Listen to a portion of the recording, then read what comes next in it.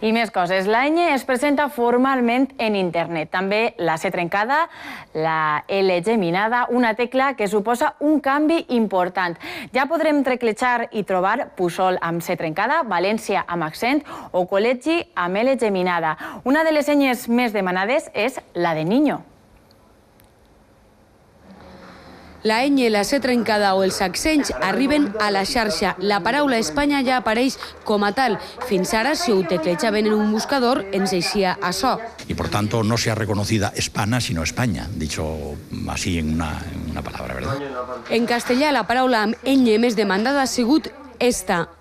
Després, amb C trencada, Barça. No sabem si per al mateix club o per algú que vol fer negoci. La Casa Reial ja ha demanat un domini. La paraula Borbó amb accent només pertanyerà al rei. Un altre accent que podrem utilitzar és València o valencià. Por ejemplo, el nombre de un ayuntamiento, de un pueblo, tiene preferencia y no puede cogerlo cualquier persona. Ara, quan arribem a Puçol, ja la trobem amb la C trencada, que fins ara tenia negada, i Benicarló lluirà accent. L'objectiu que totes les llengües estiguen representades amb els trets característics.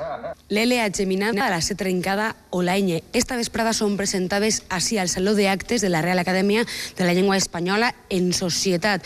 Entren per la porta gran perquè a partir d'allà es poden trobar en internet. 25 anys d'història i 40 països visitats.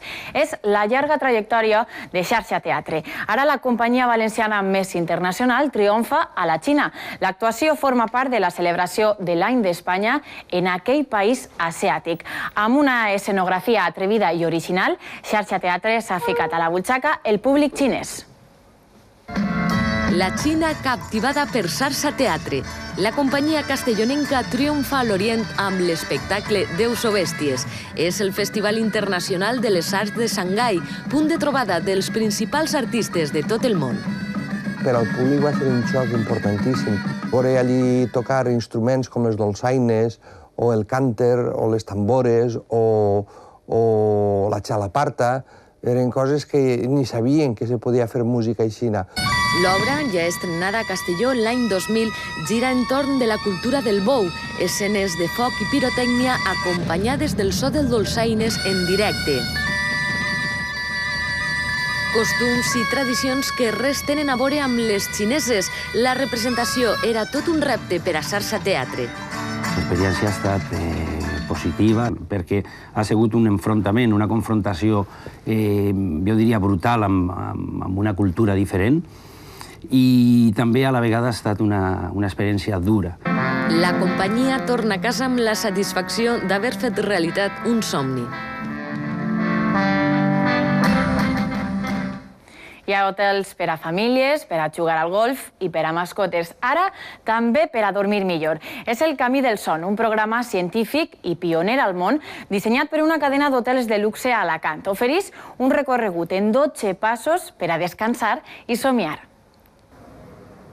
Este hotel no és un hotel de luxe qualsevol. És un laboratori del bon dormir únic al món. Així acudís el client per aprendre a conciliar la son. Llençols de cotó, matalàs al punt i estiraments relaxants per a despertar-se. És el primer tram del Camí del Son en este hotel d'Alacant. Un programa científic en 12 passos ideat pel metge Eduard Estivill, especialista en els problemes del son. L'objectiu de la cadena és dormir, somiar i descansar amb bases científiques perquè durant el dia el client pogués preparar-se per tenir una nit tranquil·la i descansar millor. Un massatge a mitjan matí, un bon bany de sol i un suc revitalitzant a la terrassa preparen el cos per al següent pas. El plaer de menjar és una altra de les propostes, una combinació de proteïnes i verdures envoltats d'un ambient minimal y una buena compañía. Están dispuestos después a leer un poquito antes de irse a dormir y a la hora de dormir relajarse con una música especial que les tenemos preparada.